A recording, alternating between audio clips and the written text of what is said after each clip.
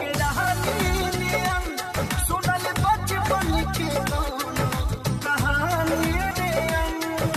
आप इस तरह से होश उड़ाया न कीजिए, आप इस तरह से होश उड़ाया न कीजिए, यूं बन सवर के सामने आया न कीजिए। हो जानिला के लुपरियन के रहनी नियम सुनल बचपन के कवन हो कहानी नियम। पहलू घायल नजरिया झुका के सनम और मुस्की से दिल के इलाज हो गई।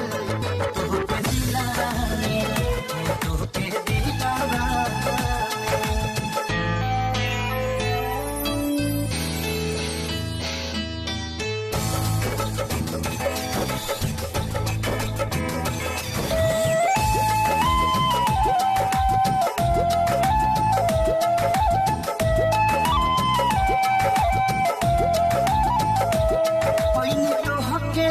खुद के भुला गई हो प्यार में तना लागे तेरा गई हो। जब से उनके तेरे नजर दिल के पार हुए, जब से उनके तेरे नजर दिल के पार हुए, मजा ऐसा आया कि हम शिकार बार बार हुए। ओ पलनी तो हके ता खुद के भुला गई हो प्यार में तना लागे तेरा गई हो।